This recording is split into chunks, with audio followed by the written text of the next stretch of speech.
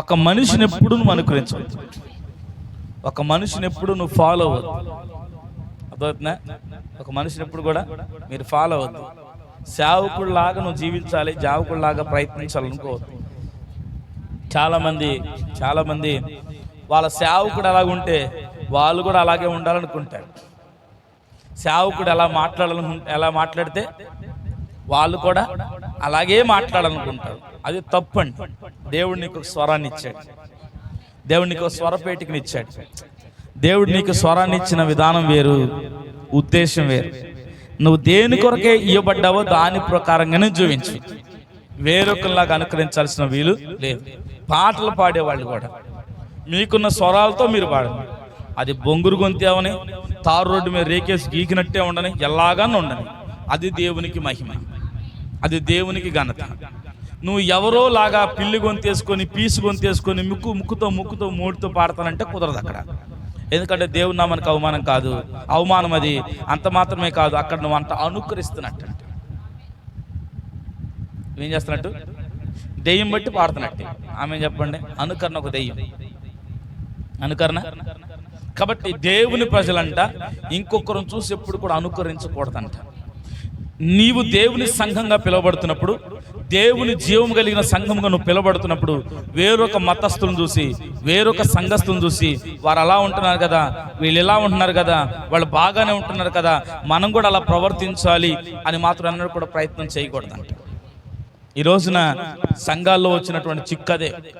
ఒక నిజం చెప్పబడుతున్నప్పుడు, ఒక సత్యం వినిపించబడుతున్నప్పుడు వేరే మత సంఘాలను చూసుకొని వాళ్ళు అలాగ ఉన్నారు కాబట్టి వాళ్ళు ఎక్కువ మంది ఉన్నారు, మనం తక్కువ మంది ఉన్నాం కాబట్టి ఎక్కువ మంది ఉంది నిజం అనుకొని మన వాళ్ళు అటు చంపేటువంటి పరిస్థితులు లేకపోలేదు. లేఖనానుసారంగా వాక్యానుసారంగా లేనిది ఏది కూడా మనం చెయ్యం. అయితే మనం ఏం చేస్తామంటే, ఎప్పుడైతే మనం వాటిని చెయ్యమో వాటిని చేసే వైపు మనం చూస్తామంట. వాళ్ళు చేస్తున్నారు కదా, అది పెద్ద సంఘం కదా, ఆ పాస్టర్ గారు పెద్ద ఆయన కదా, ఆయనకు అన్నీ తెలుసు కదా, నేను పెద్ద సంఘానికి పెద్ద సేవకుడికి వ్యతిరేకానికి కాదు, కానీ వారు వ్యతిరేకంగా ఉన్న వాక్యానికి నేను మాట్లాడుతున్నాను. మనం చాలా మంది వారికిలాగా ఉండగోరుతామంట, వాళ్ళ వైపు చూస్తామంట. వాక్యం వైపు మన అన్నట్టు కూడా చూడట్లేదు. వాక్యం మేము వద్దు అని చెప్తే చేసే వాటి వైపు చూస్తామంట. ఇశ్రాయేలుకి రాజుగా దేవుడే ఉంటే వీళ్ళకు మనుషులు రాజు కావాలనుకుంటున్నారు. దేవుడే వాళ్ళకి రాజుగా ఉన్నాడు, దేవుడే వాళ్ళకి కాపరిగా ఉన్నాడు. అయితే ఇశ్రాయేల్ ప్రజలు ఏం చేస్తున్నారంటే, దేవుడు కాదు మనకి మనుషులు కాపరిగా ఉండాలి, మనుషులు మనకు రాజుగా ఉండాలి, ఇగో ఫలానా రాజ్యం ఎలాగుంది, ఫలానా రాజ్యం ఎలాగుంది, కాబట్టి రాజు మాకు కావాలనేటువంటి ఉద్దేశంతో వారు ఎప్పుడైతే ఇతరుల వలె అనుకరించాలని ప్రయత్నం చేశారో కష్టాలు ఎదుర్కొన్నారంట. ఇశ్రాయేల్ ప్రజలు ఏం చేశారంట?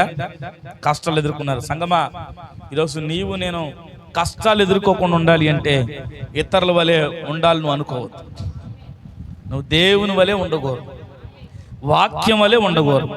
నువ్వు వాక్యంలాగా దేవునిలాగా ఉన్నప్పుడు ఎన్నడూ కూడా నువ్వు కష్టాలు రావు.